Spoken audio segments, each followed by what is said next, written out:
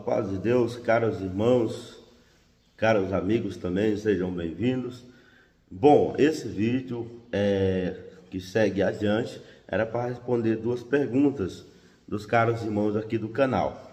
A primeira e mais antiga, o irmão me perguntou sobre a lubrificação nos pistos, né? Ele relatou que ao lubrificar os pistos, às vezes ele ficava grudando, né? Ao invés dele voltar rapidamente, ele ficava travando os pistos dele.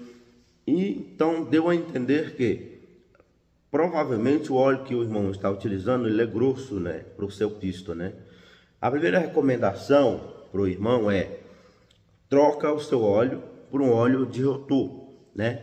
Procura no Mercado Livre, eu vou postar aqui, ou em outros locais, né, ou loja física, um óleo específico para rotor. Esse óleo ele é mais fino, provavelmente vai ter uma desenvoltura melhor no pisto do irmão, para que o pisto tenha um livre curso, de modo a agir mais rapidamente, né? Primeira recomendação é essa. Eu vou até postar aqui no vídeo algumas fotos de uns que eu vi no Mercado Livre, tá? Se caso esse óleo mais fino não resolver o problema do irmão, aí eu vou te dar uma segunda sugestão, que alguns irmãos podem não concordar e afirmar que pode oxidar o pisto. Mas essa recomendação que eu vou dar para o irmão é baseada na prática, né? Tem um irmão aqui na nossa região, encarregado inclusive, toca tuba, e ele não utilizava óleo e o pisto dele nunca oxidou. Eu não uso assim, eu gosto de usar óleo, só que eu ponho um pouquinho, tá? O principal é você manter o pisto limpo. Toda vez na hora de lubrificar, você limpa ele, depois lubrifica, tá? Tira o excesso de água quando você limpar, seca ele bem, depois passa o óleo. Esse é o meu procedimento. No caso desse irmão, ele era encarregado, tocava tuba, e ele nunca utilizou óleo. Porém, o que ele fazia? Sempre mantinha os pistos limpos e úmidos, e ele não travava. Já toquei na tuba dele, é uma tuba J690 da Veril, não travava, e ele não usava óleo. Então a segunda dica é essa. O terceiro ponto, ele é um ponto que eu aconselho o irmão fazer com acompanhamento de um profissional. Eu recebi um irmão luthier na minha casa, ele é de São Paulo, cara, o irmão Sidmar, paz de Deus, meu irmão. Irmão Sidmar, ele falou: olha, em alguns casos eu precisei lixar um pouquinho o pisto com uma lixa bem fina, mas nesse caso eu aconselharia o irmão fazer esse trabalho com acompanhamento de um profissional. Ou seja, se a lubrificação mais fina não resolver, eliminar essa lubrificação por óleo também não resolver, então nós temos um problema técnico aí nesse pisto, né? Então, alguns irmãos luthier, eles lixam o pisto para chegar numa medida adequada, né? Para que ele possa subir e descer tranquilamente, tá ok? Então, essas são as três dicas para o irmão. Espero muito ter ajudado, claro. Irmão, pode consultar um profissional na área de luthier, e eles vão com certeza dar uma recomendação boa para o irmão. A segunda pergunta, de um outro cara servo de Deus, na verdade foram duas similares. O primeiro caso, o irmão falou assim: olha, eu estou estudando a música, estou no GEM, no grupo de estudo musical, né? E estou em dúvida se eu quero tocar um eufone de 3 pistos ou 4 pistos. O segundo irmão, que nós vamos falar do mesmo assunto para ambos, ele falou: olha, irmão, eu estava aprendendo, estudando clarinete, e eu perdi os movimentos da mão direita. Então eu preciso... O que o irmão me recomenda? Eu quero tocar eufone, então, já que eu não tenho mais o movimento da mão direita para tocar o clarinete. Aí nós vamos responder a pergunta dos dois agora. Vamos lá. O irmão que tocava clarinete não tem muitos movimentos mais na mão direita, vai precisar usar a esquerda, então ele vai usar essa mão para tocar, né? Aqui, ó, dá para tocar. Já apoia o braço, apoia aqui, ó. Vai utilizar o pisto aqui normal, não tem problema. O irmão vai conseguir adaptar a sua mecânica usando a mão esquerda. Então, no caso do irmão, a recomendação é um instrumento de 4 pistos em linha. Porque o compensado, vou mostrar um compensado aqui para os irmãos verem. Esse é um eufone de 4 pistos compensado, tá vendo? São 3 pistos aqui e um embaixo. Se o irmão só tem movimento na esquerda, não vai dar para o irmão utilizar o 4 pisto compensado.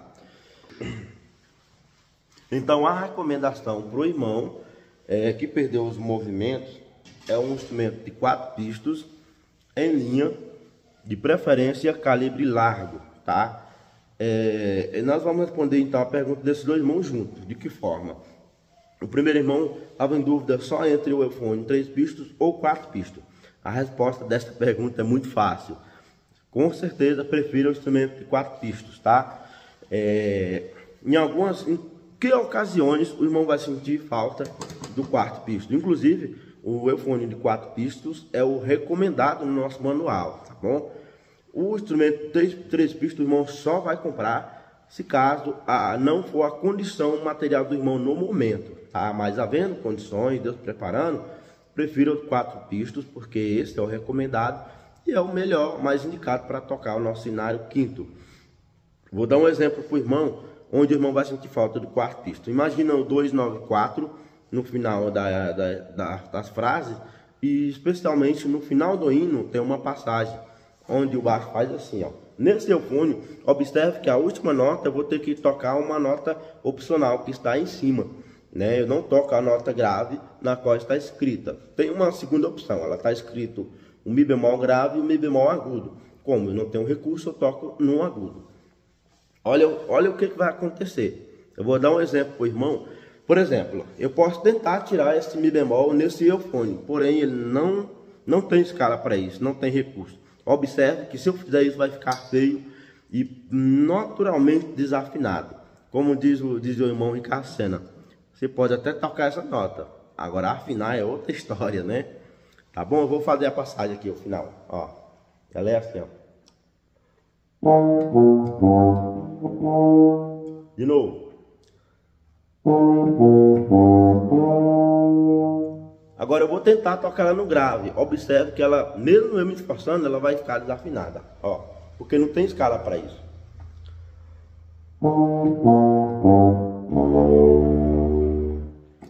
Vocês viram? Não tem firmeza. Então não é recomendado que os irmãos toquem nessa região no eufônio de 3 pistos.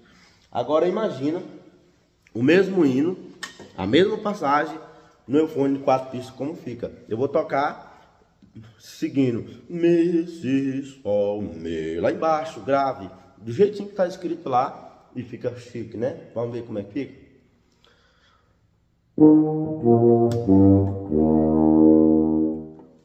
Agora imagina na sua mente a desafinação desse Mi bemol sendo executada no meu fone de 3 pistos e agora no de 4 pistos. A diferença é enorme, né? Aí, bacana. Então vamos lá. Primeiro lugar, para quem tem condições, Deus preparar assim, compra um eufone de 4 pistos com sistema compensado. Começando ali pelo Quasar, são os mais em conta e que a gente já experimentou e recomenda.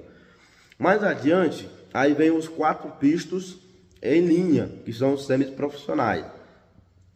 Dentro dessa linha, 3 pistos e 4 pistos, cabe uma outra recomendação. Procure instrumentos de calibre largo. Josiel, mas por que calibre largo? Qual a diferença? Vejamos bem. O eufone é um instrumento de som suave, né? Até na denominação do seu próprio nome significa som suave, som agradável, som bonito, né? Essa é a definição do nome do instrumento eufone. Então, quanto mais suave, mais adequado para o instrumento e também casa muito melhor com esse lindo baixo que nós temos no nosso quinto inário, nessa quinta edição do inário nosso, CCB. Então, agora eu vou fazer um outro trecho para os irmãos entenderem essa diferença na prática entre calibre fino e calibre largo. Por exemplo, eu vou tocar um hino 39, não vou usar o 4º pisto, ou seja, o que está sendo evidenciado aqui é isso aqui, ó. Calibre largo. Olha só.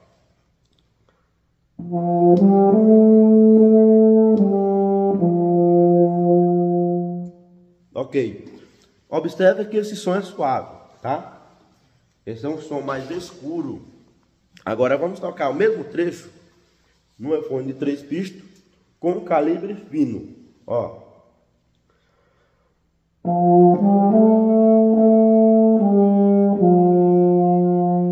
Observem que o som dele é mais brilhante, é um som mais sequinho, mais brilhante, mais aproximando aí de um timbre de um bombardino barítono, mais próximo do timbre do trombone, assim, só para os irmãos entenderem num grau comparativo.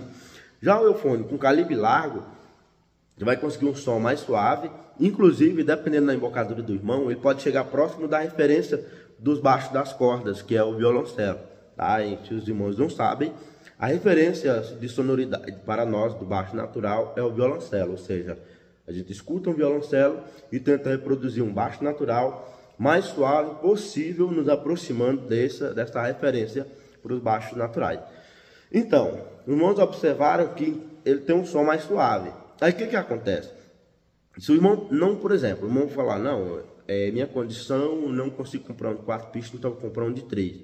Bacana, compro de 3, sabendo que não é essa a recomendação do manual, mas não é um instrumento proibido, tá bom? Não é um instrumento que a congregação não aceita, não está na lista dos não aceitos, só não dos não recomendados, tá bom? Está na lista dos não recomendados, só pelo fato do nosso cenário ter algumas notas mais graves e no eufone de 3 pistas não dá para fazer, mas não é um instrumento que está na lista dos não aceitos, só para os irmãos entenderem bem. Ou seja, o irmão viu que a sua condição está limitada, de uns R$3.000 aproximadamente, é o que o irmão consegue para fazer a compra do instrumento, pode comprar um si bemol 3 pistas e procure um calibre largo. Quais são? Olha, eu testei aqui recentemente um Quasar 3 pistas, calibre largo, excelente sonoridade, tá? Um instrumento de som aberto, mesmo sendo 3 pistas. O som dele se aproxima ao desse meu aqui, ó, em termos de escuro, né? Um som bem cheio. Então, tem outras marcas, eu acho que a Roiden também tem um eufone de 3 pistas com calibre largo. O da Verio é calibre fino, que é esse meu aqui, tá? Esse é um calibre fino. Eu prefiro que vocês comprem um Quasar do que esse Verio meu. Esse Verio meu é um instrumento bem construído, bacana e tudo, mas eu prefiro a sonoridade do Quasar, só por ele ser calibre largo e ter um som mais escuro, vai ficar mais agradável baixo nele.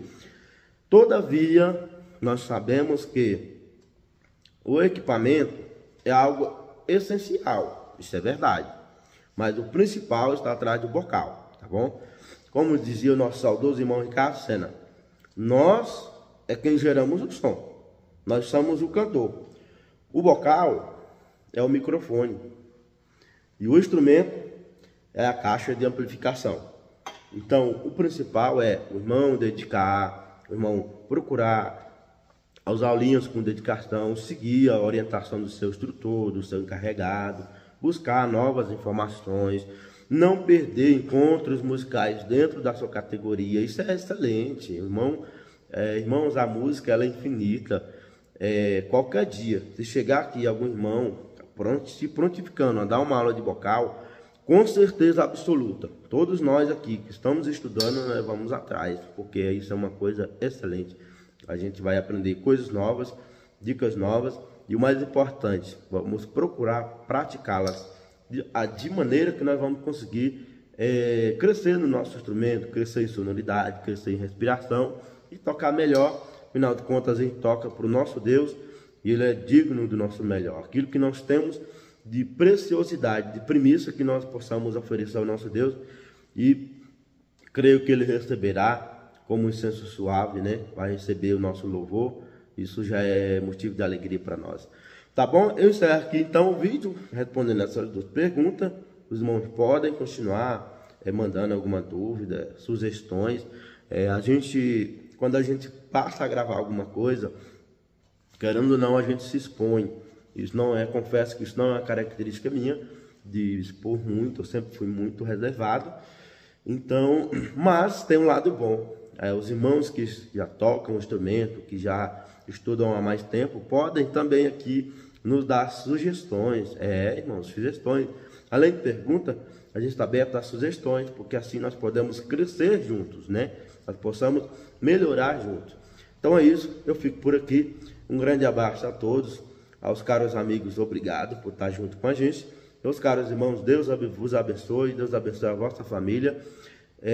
O irmãozinho que perdeu o movimento do braço direito e parou no clarinete, vai estudar eufone, que Deus possa te abençoar com esse desejo maravilhoso de servir a Deus com um instrumento musical, tá bom? Que Deus possa fazer prosperar a música na vida do irmão, que o irmão possa tocar bem e possa sentir a presença de Deus ao tocar o seu instrumento. Ao meu ver, essa é uma das melhores coisas, você entrar num lugar ou na sua casa, ou na igreja, você tocar e sentir a presença de Deus. E se Deus achar graça, ainda tomar os seus companheiros ou a irmandade através do som da orquestra. Isso é maravilhoso, isso é sem preço e também é dádiva de Deus. Fiquem com Deus, a paz de Deus, até o próximo vídeo.